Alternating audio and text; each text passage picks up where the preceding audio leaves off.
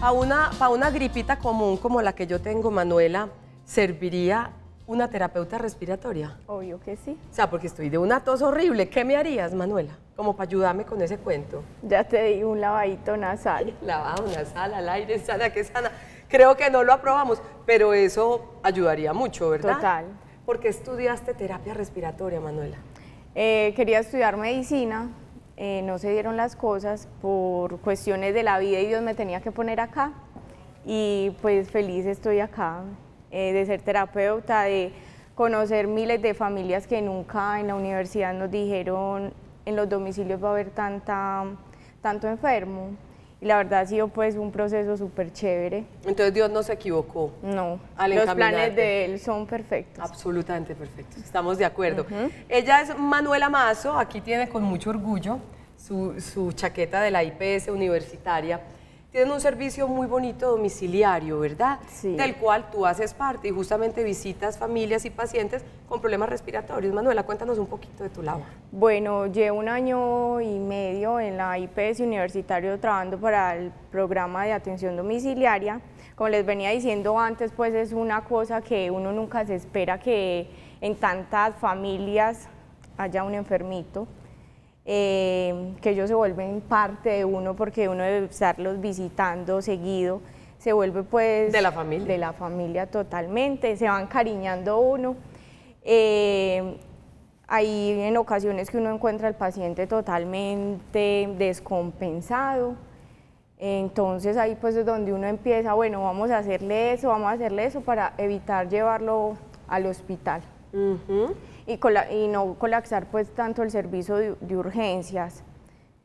También normalmente uno encuentra a los pacientes muy tranquilos, los encuentra, por ejemplo, cuando están los cambios de clima, totalmente afecta eso en un 100% a estos pacientes.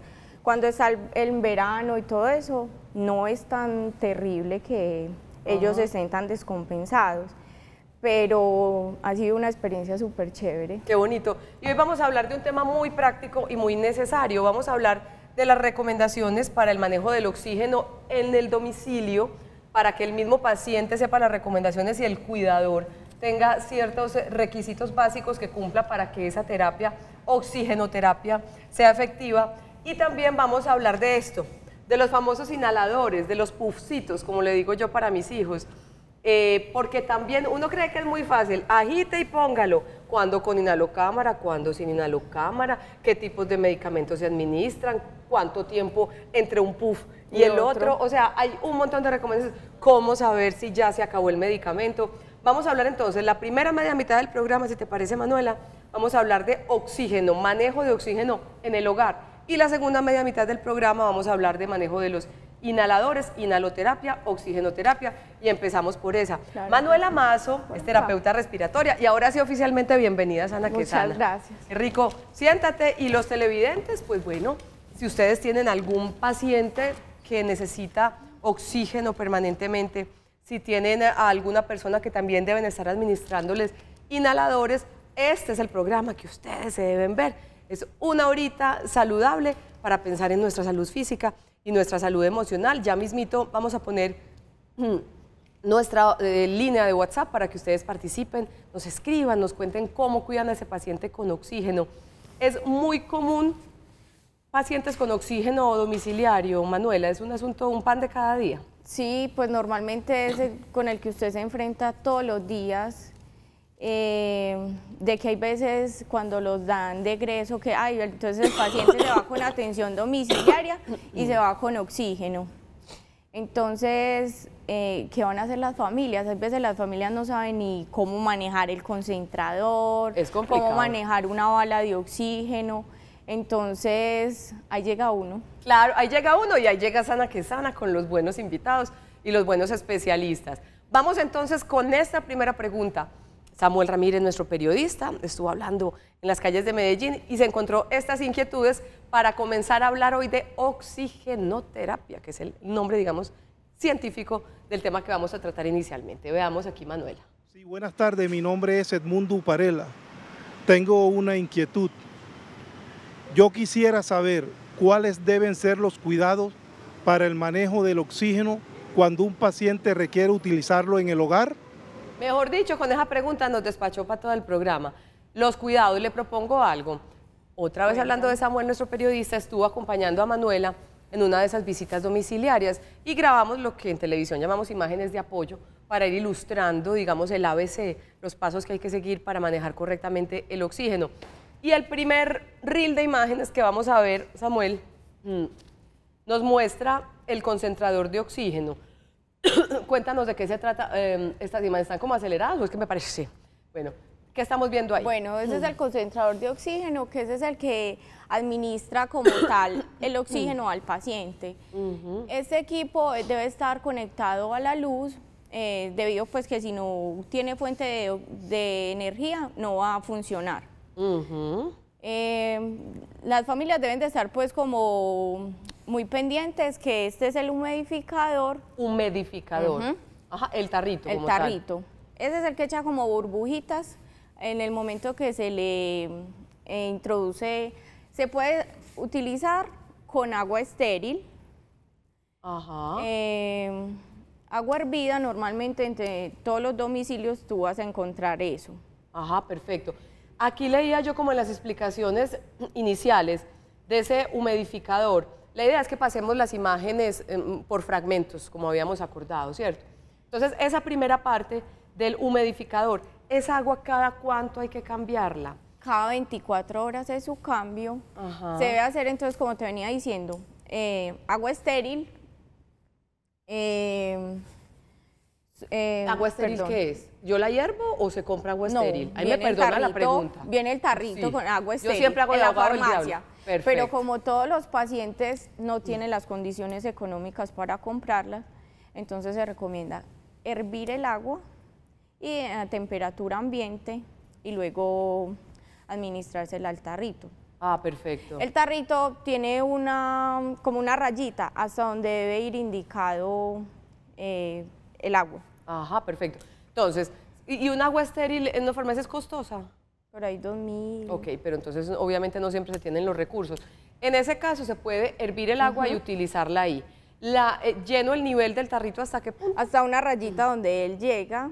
No sé si se logra ver ahí. De pronto volvamos a empezar las imágenes donde salía el tarrito. El humidificador. Pero entonces mientras... Bueno, ahí está. Mira, aquí se ve la rayita. Se veía. Pero bueno, no importa. Mira, acá se ve la rayita. Ah, ok, hasta listo. acá.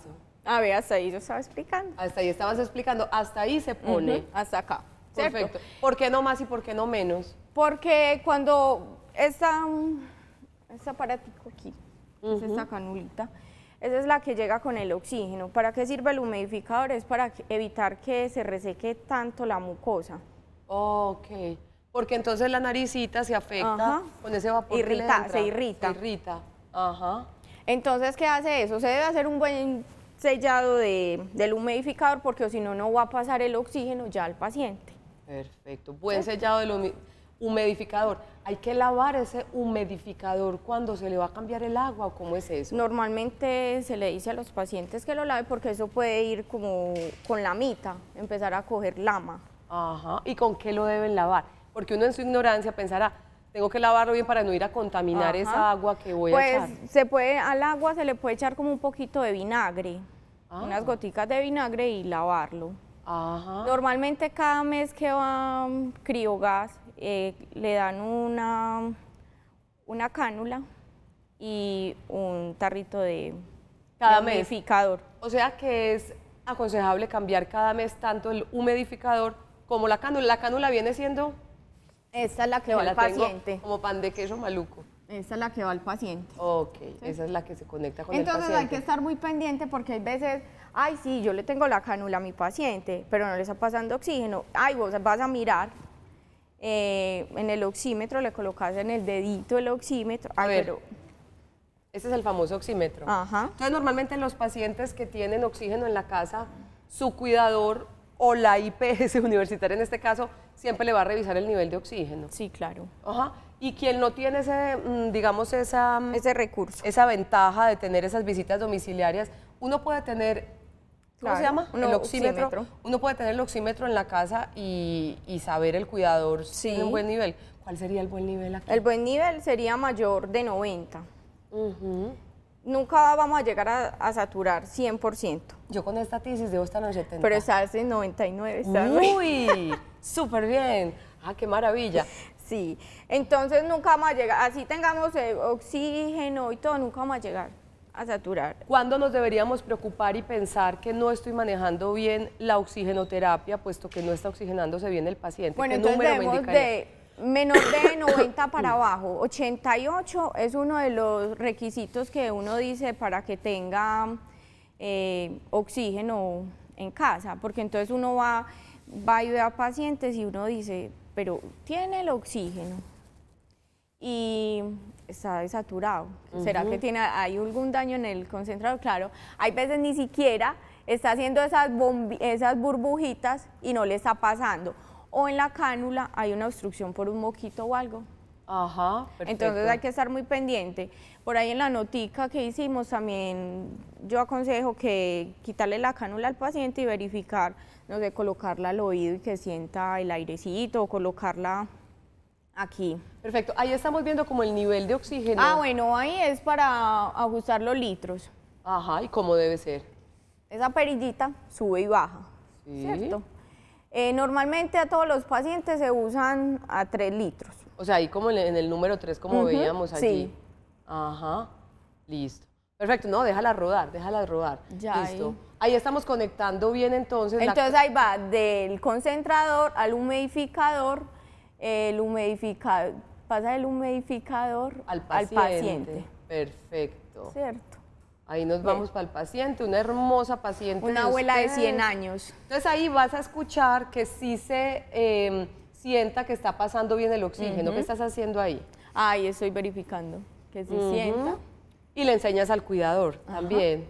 Perfecto. Ellos se vuelven hasta mejores que uno. Muy expertos. Sí. ¿Y cómo hacer? A veces les queda esa huellita de la cánula.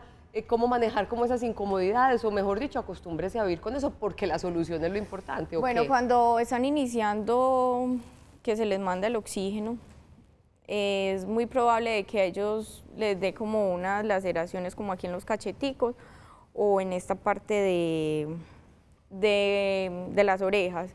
Entonces lo recomendable es como con un algodoncito, la cánula, forrarla como en el algodoncito y con un micropore, pues para evitar de que todo eso... Perfecto.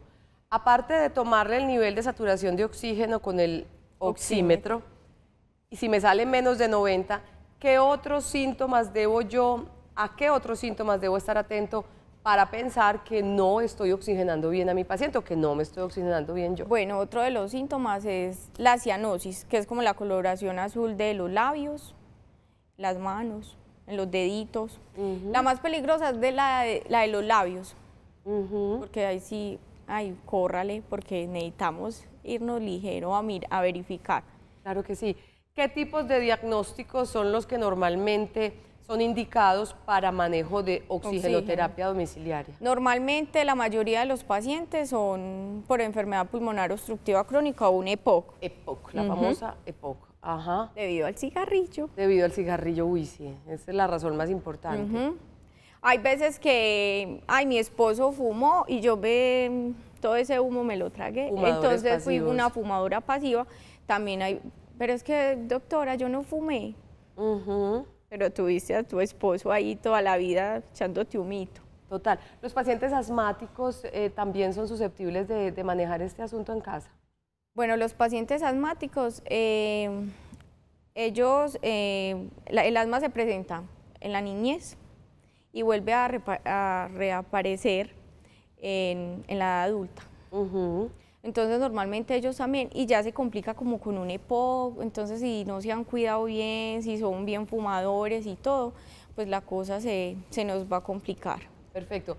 ¿Hay diferentes tipos de oxígeno como tal para administrar en los domicilios? Sí, hay sistemas de alto y bajo flujo. En el domicilio siempre se utiliza el de bajo flujo, que es, no se proporciona totalmente el oxígeno, sino que el paciente tiene que proporcionar una parte. Ajá.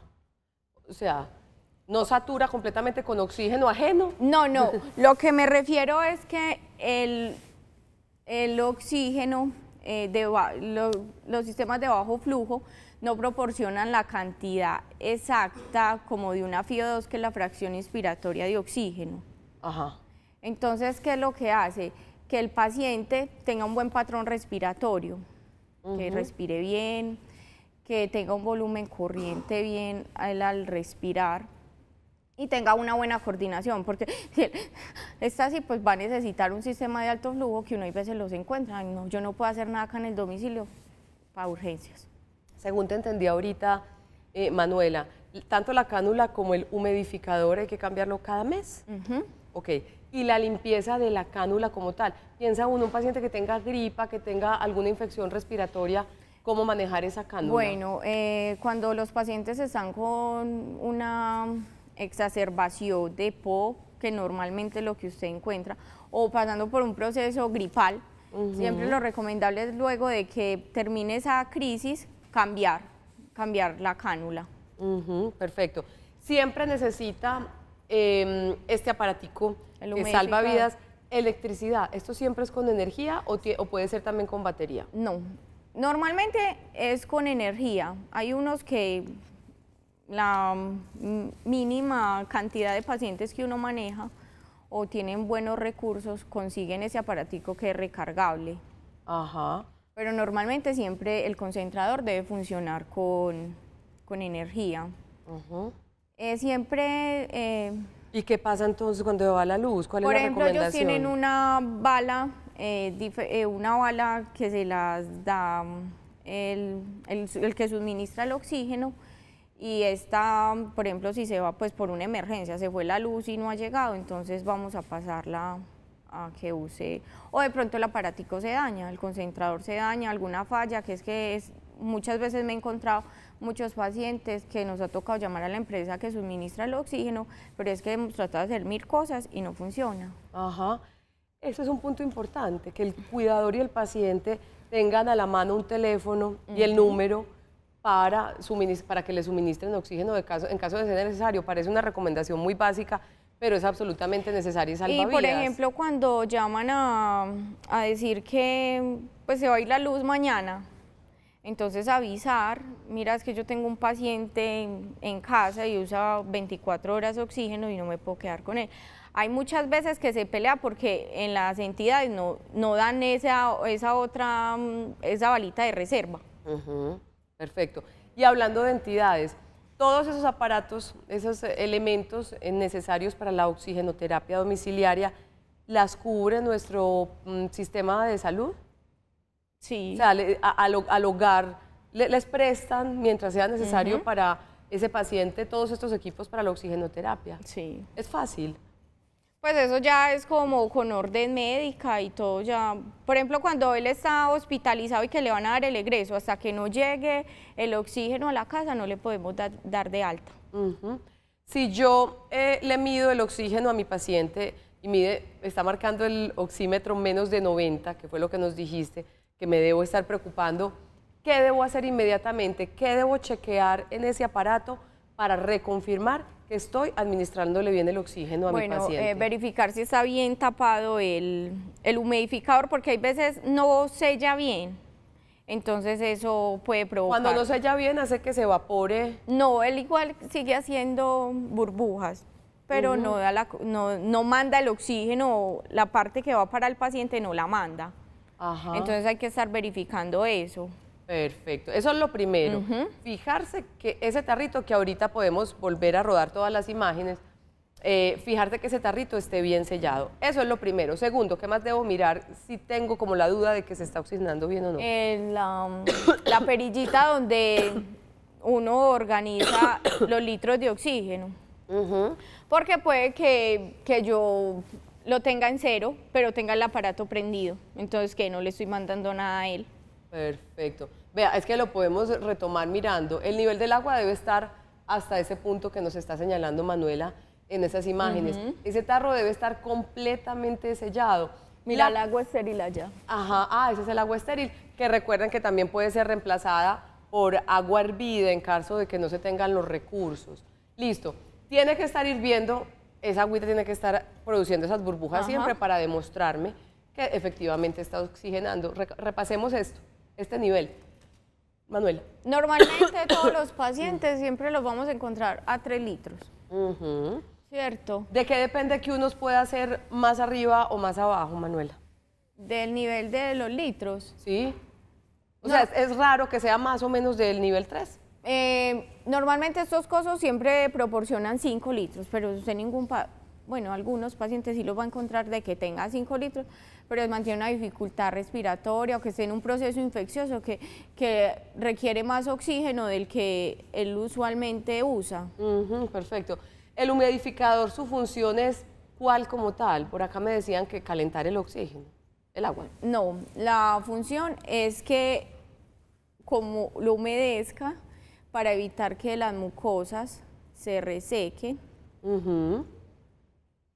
Cuando se resecan las mucosas, Manuela, ¿qué se puede hacer? ¿Cómo ayudarle a un paciente que cuando estamos hablando de mucosas resecadas, además de la nariz, ¿qué más?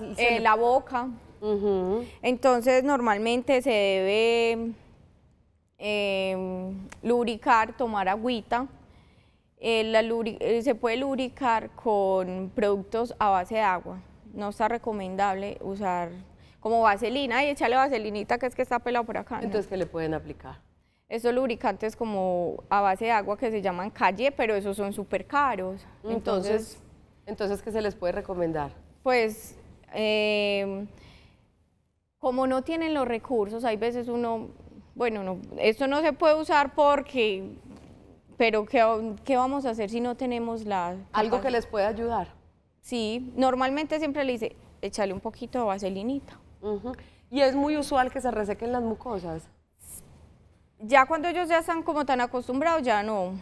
También puede darle pistas y es que se les venga la sangre por la nariz. Hay pacientes que deben tener oxígeno unas cuantas horas en el día y hay otros que día Son y noche. 24 horas. 24 horas. ¿Hay alguna recomendación para el oxígeno en la noche? ¿Alguna recomendación en particular para ese manejo?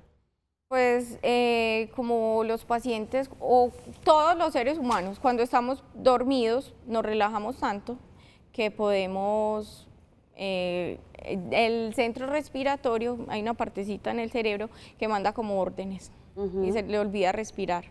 Entonces estos pacientes normalmente ellos vienen con, aparte de su EPOC, vienen con apnea del sueño, entonces hacen pausas. Entonces ahí puede que nos entren un paro y cuando despierten lo encuentren. Sí, muerto. como no lo quieren encontrar. Entonces, ¿qué recomendaciones se da ahí? Entonces, principalmente que cuando se vaya a ir a dormir el paciente, llevarlo con el oxígeno hasta que él despierte al otro día. Acostarlo no tan derecho, sino más bien inclinadito por ahí unos 45 grados. Cuando requieren oxígeno en la noche, acostarlo a 45 grados. ¿Qué otra recomendación para las noches? Básicamente esa. Perfecto. Para salir a la calle, para ir a los viajes, los oxigenodependientes, ¿cómo pueden hacer? Pues como te estaba diciendo, hay unos pacientes que sí tienen la posibilidad de comprar un concentrador recargable. Las otras es que vienen los cilindros de Gas portátil. Sí, esos también, pero esos pues ya eso de cuenta suya cuenta para la recargada. Bueno, pero si pueden salir a la calle, Sí. pues existen las alternativas para salir a la calle. Y finalizando esta primera mitad del programa, porque vea que se fue volando, ¿cierto? No se dio cuenta. Recapitulemos, lo más importante para ti, para enseñarle a los televidentes que tienen a su cargo un paciente oxígeno dependiente con oxigenoterapia, recomendaciones como para enfatizar lo más importante en esos cuidados. Bueno, estar muy pendientes del concentrador como tal, de sus conexiones, de que si se le esté garantizando pues como el humidificador, cada 24 horas el cambio. Las canulitas hay veces también se pueden dañar, deteriorar, porque como hay veces son súper largas, uno las puede pisar y se pueden obstruir el paso entonces del oxígeno. También estar pues pendiente de la oxigenación, que es con el oxímetro. el color azulado de los labios, pues que esos ya son como síntomas, signos de alarma para uno decir, bueno, ¿qué está pasando? Ah, perfecto. Y el aseo, decían que las empresas que suministran ese tipo de servicios cada mes cambian el humidificador y la cánula, pero nos enseñaba Manuela que ese humidificador se puede lavar con unas goticas de vinagre y agua, y la cánula, ¿cómo se puede lavar? Bueno, la cánula se puede limpiar también como normal con un trapito y echarle un poquito de vinagre o limpio, unas goticas de límpido, porque como hay veces son súper largas. Y en la parte de la nariz se puede limpiar con un pañito húmedo, porque hay veces en las narigueras se introducen moquitos, entonces eso es lo que obstruye, entonces tratar de quitar eso. Perfecto. Y si sigue todas estas recomendaciones, con seguridad usted, si es oxígeno dependiente o el paciente que está a su cargo, pues va a estar bien cuidado y va a llegar a esos niveles de más de 90 en oxigenación. ¿Un oxímetro vale mucha plata? Pues entre 50.000 pesos. Bueno, eso se puede hacer el esfuerzo para estar muy pendientes. ¿Cada cuánto se debe medir el nivel de oxigenación con el oxímetro? Pues hay veces los pacientes ya se vuelven ahí súper intensos. Ay, no, mira, me baja un punto, pero ¿por qué si tengo oxígeno? Hay veces, entonces, y los cuidadores también se vuelven como canzoncitos en ese tema. Entonces, no, pues tratar de, si te veo bien, pues estar respirando bien, no tener los labios azules. Digamos que el protocolo sería en la mañana y en la noche, ¿o cómo? O, por ejemplo, si al paciente hay que quitarle el oxígeno en el día, pues en la mañana cuando lo bañemos, que después se hace como tanto esfuerzo en el baño, pues mirarle cuánto está la saturación.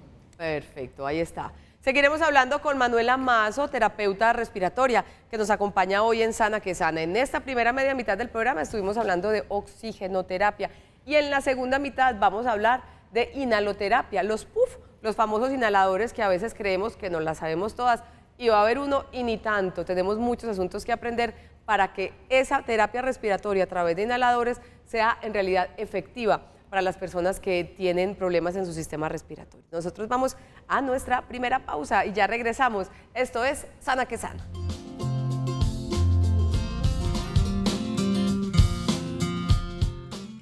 Continuamos hoy en Sana que Sana. Inicialmente estábamos hablando de la oxigenoterapia, todas esas recomendaciones claves para manejar correctamente el oxígeno domiciliario. Muy bien, en esta segunda mitad del programa vamos a hablar de algo que se llama inhaloterapia. Recomendaciones para el uso de inhaladores, para que hagamos una introducción. Ahorita me hace una inhaloterapia. Para administrar una segunda dosis de un mismo inhalador debe esperar por lo menos 30 segundos. Importante, si debe aplicarse dos inhaladores diferentes, debe esperar 10 minutos entre uno y otro. Utilice primero el broncodilatador en caso de que su tratamiento también involucre un corticoesteroide. Bueno, todo este trabalenguas nos lo va a seguir resolviendo Manuela Mazo, nuestra terapeuta respiratoria de la IPS de la Universidad de Antioquia, que se trajo aquí todos sus jugueticos, ¿verdad? Algunos, porque son muchos más. El tema de los inhaladores, ¿por qué es tan conveniente para ciertos diagnósticos respiratorios? ¿Es más efectivo? Sí, porque en realidad hay veces ni siquiera se saben usar. Ni siquiera sabemos cuándo se acabaron.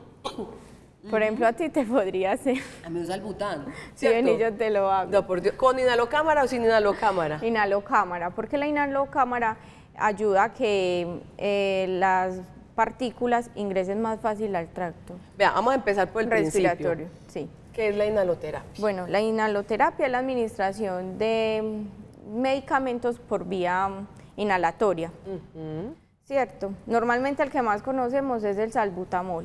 Sí. ¿Cierto? Claro. Y el Flixotide. Bueno, y el que conocemos que son estos, y hay varios. Entonces se dividen en dispositivos de dosis medida, que serían estos, que deben utilizar la inhalocámara, que esa es la que ayuda a que entren mejor las partículas y todo. Vamos desglosando paso por paso. Entonces, este es un inhalador típico, el normal, que le quitamos esto justamente para ingresarlo a la inhalocámara. Y hay gente, ¿y para qué se quita esto? ¿No es necesario? Pues sí es necesario porque aquí no nos dicen cuántas dosis trae ese inhalador.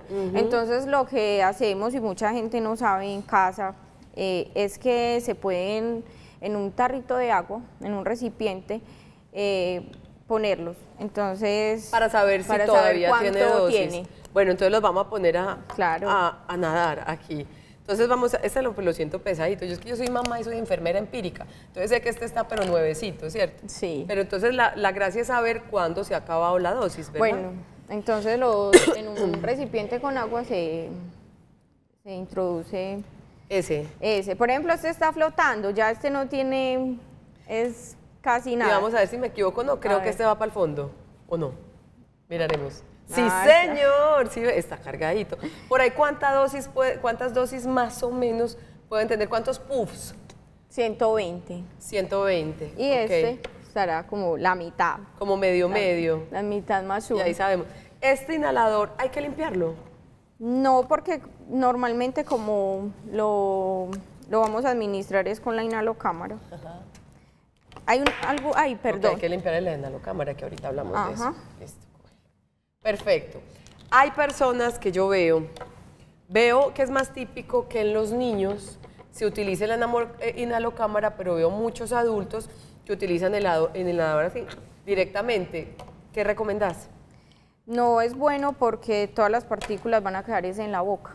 ¿Y qué provoca eso? Que el acúmulo de estas partículas produce candidiasis, que es como, hay veces le dan llaguitas. ¿Y por qué me dan llagas si yo me lavo bien la boca o qué es lo que pasa?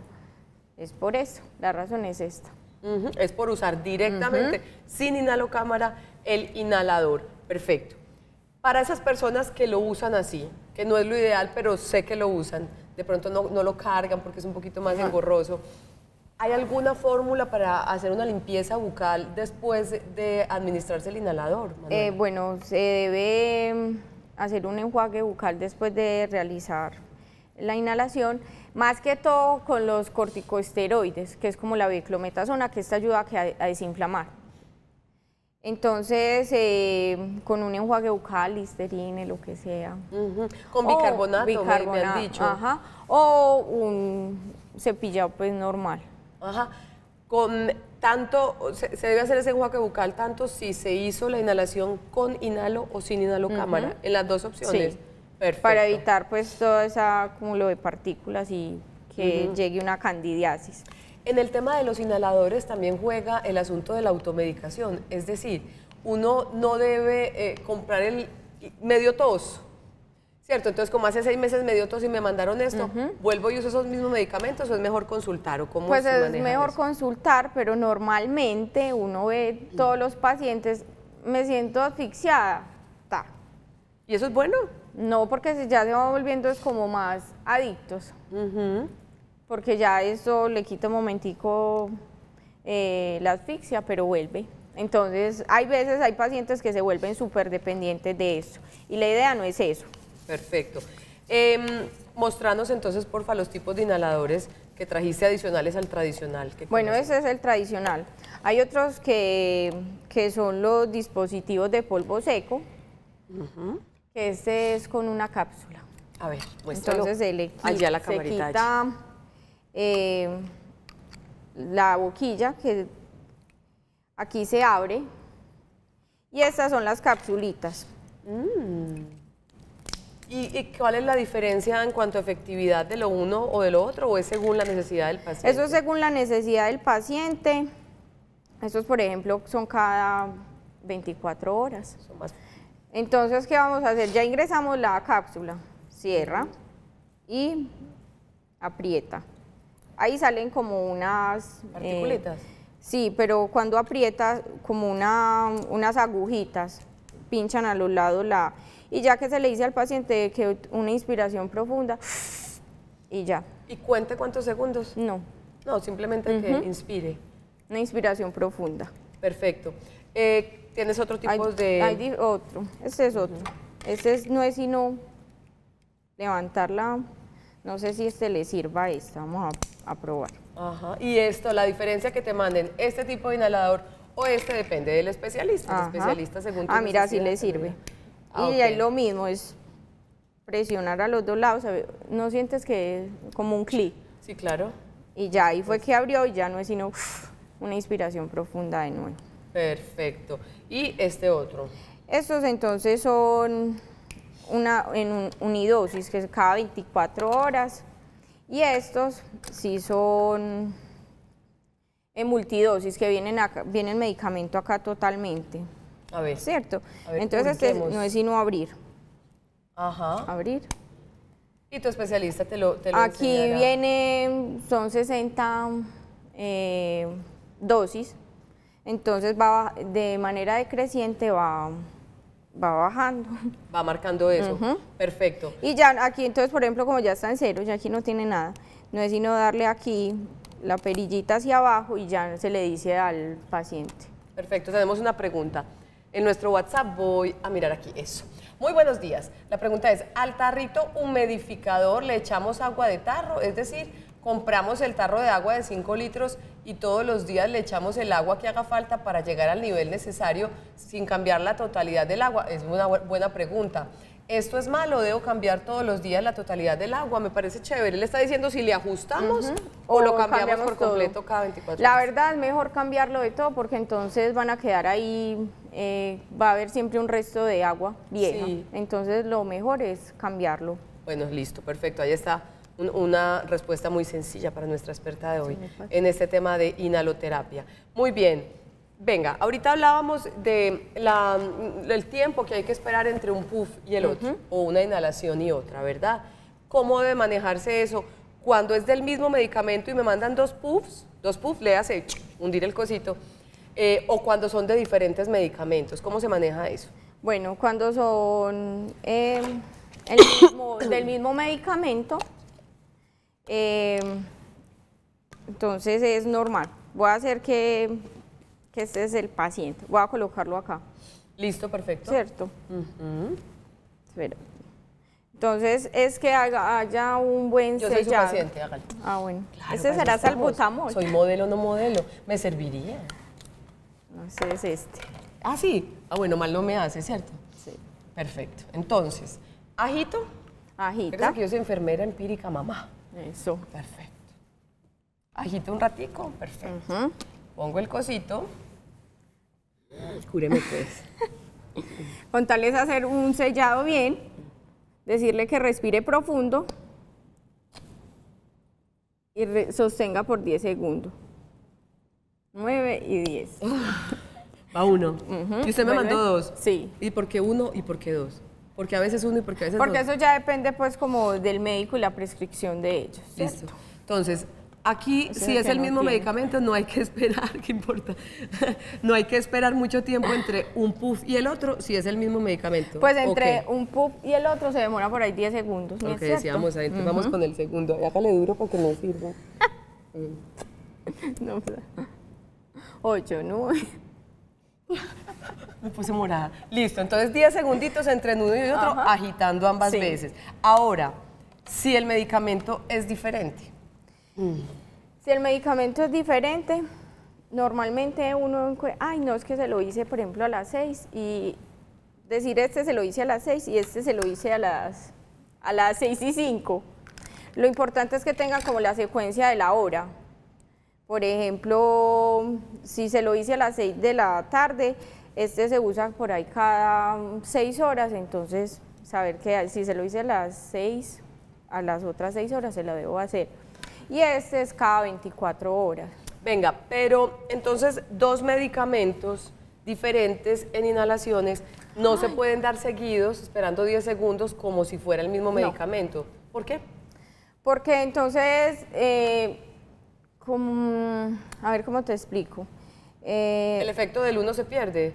Sí, estaríamos como, ay, se me fue la palabra, No haríamos nada, pues, Mercho, o sirve el uno o sirve el otro. Estoy inventando. como atacando, ¿sí me entiende? ok. O sea, entonces le he dicho uno, entonces ya vamos a echarle ese porque a ver si mejora, no. Hay que dejar que actúe. Cuando regresemos de nuestra pausa vamos a responder la siguiente pregunta que dice, había dos, la anterior y esta. Los inhaladores no se utilizan por la nariz, ahorita se la respondemos. Y sí. había otrica que yo había visto, he notado que mi paciente desde que se le hacen las inhalaciones con salbutamol, beclometasona, presenta tos frecuente.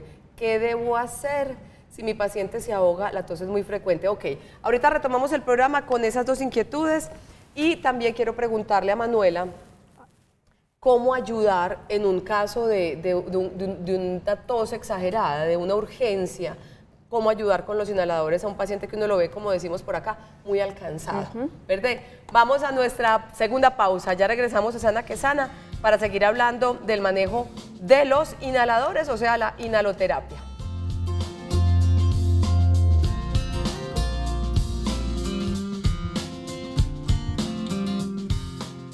Recomendaciones para el uso de inhaladores. Después de las inhalaciones es recomendable hacer enjuagues con agua tibia carbonatada. Limpia el inhalador una vez a la semana. Nos referimos a la inhalocámara. Guarde los inhaladores en un lugar seco y no interrumpa el tratamiento sin autorización de su médico y sea riguroso en cuanto a las dosis. Y ese es un tema importante, Manuela, porque habrá quien abusa y usa más de las dosis que le recomiendan o deja de usarlas. ¿Qué decir frente a eso? No, como te estaba explicando ahora, que la mayoría de los pacientes, como son epocosos, entonces... ¿Cómo son qué? Epocosos, tienen con EPOC, okay. ¿cierto? Entonces va a dar un paso, ya se siente alcanzado, entonces ¿qué hace? El puff. Entonces no es lo recomendable es que siga la prescripción médica. Y pues no excederse con eso porque provoca taquicardia, entonces hay veces ellos son súper alterados, pero ¿por qué tengo esa taquicardia? Porque abusé de las inhalaciones. Usaste por supuesto. Más de lo que era ¿Cómo necesario. atender una crisis de rescate? ¿Cómo es un ciclo de rescate para una crisis de tos? Bueno, los ciclos de rescate se hacen con salbutamol.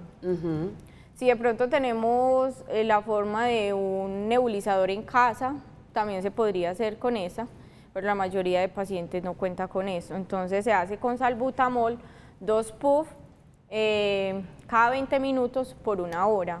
El paciente debe ir mejorando.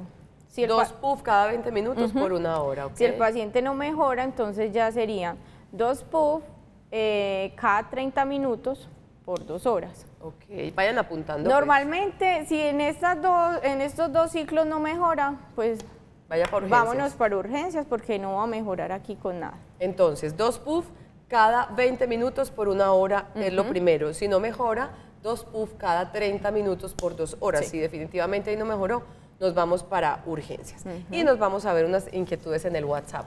Veamos. Hola, buenos días. He notado que mi paciente desde que se le hace inhalación con salbutamol, beclometasona, presenta tos frecuente. ¿Qué debo hacer?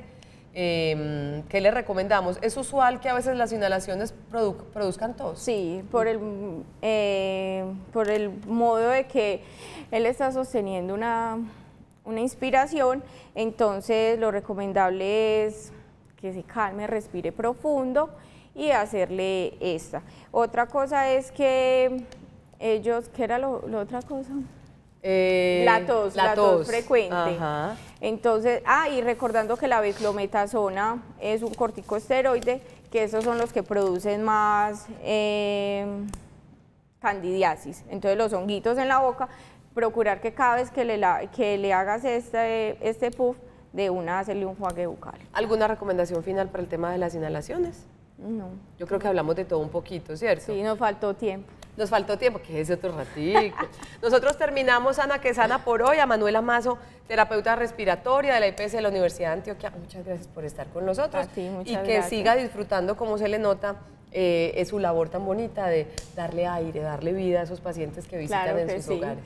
Muy bien, nosotros nos despedimos. Empezó Feria de Flores, querida. Claro. Mañana empieza oficialmente y por eso nuestro tema de mañana va a ser el licor adulterado, porque lamentablemente en estas fechas, más que en las temporadas normales, los avivatos se alborotan con la venta de licor adulterado. Queremos que aprendamos por qué es tan malo y cómo reconocerlo. Chao, hasta mañana.